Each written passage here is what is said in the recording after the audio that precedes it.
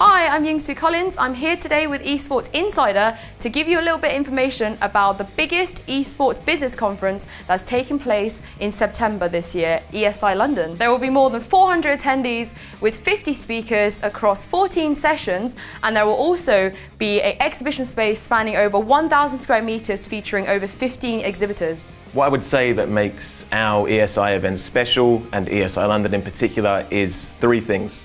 It's the quality of the speakers. We put a lot of time and care into putting on panels with people that really know what they're talking about, so attendees can actually gain some value out of that. It's also about the level of the people attending our events. So we have the C-levels, the executives, the people who make the decisions from all sides and all areas of the industry. They're the ones who come to ESI events. Finally, of course, it's the networking parties. So whilst I may be biased, I think we put on the best networking after parties of anyone in the industry. We actually have our closing party at the Natural History Museum. So we'll be partying there until 2 AM on the 20th of September. There's always big expectations for esports to grow, and I think that was before I joined, early 2015. It's still there. I would rather say, esports, I've witnessed this as an evolution more than a revolution, as some might see it. Yes, I've witnessed a lot of growth. The question is, and especially also for Fnatic, how we didn't expect to be this 3.5 years ago or 3 years ago, and we know we'll be a lot bigger and different 3 years from now. Exactly what it will be, I think that's the question. And being at the forefront doesn't always mean that we know exactly where we're going and so.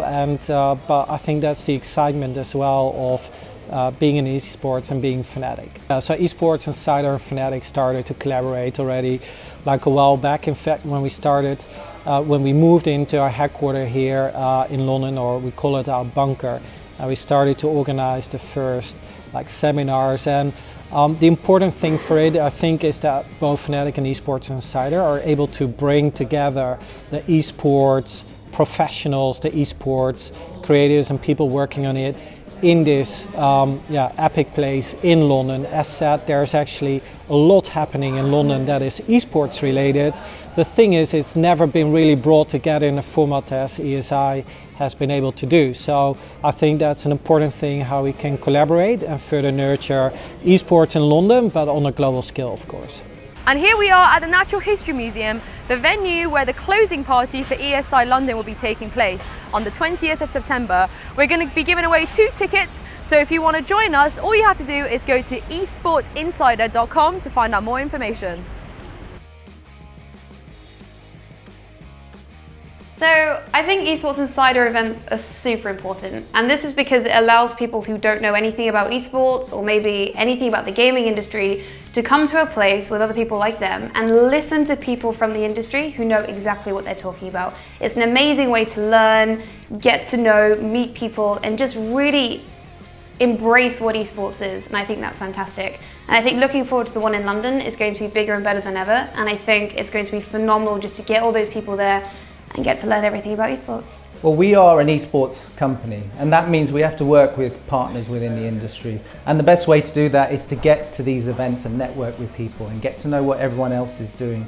There's no point running off and doing your own thing sometimes. It's really important to work with everybody around you. So Esports Insider events have been really important for us, serving as kind of catalysts to make sure that all of those conversations that we need to have keep moving.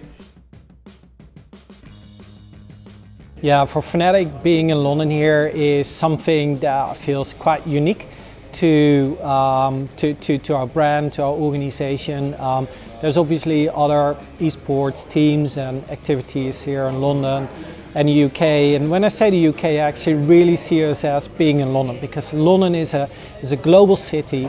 It's a city of sports, it's a city of entertainment, it's a city of young talent, a lot of creative people, etc. So for all those reasons, it's a brilliant place to be in London, and specifically in Shoreditch, which is probably the most exciting place in all of London as well.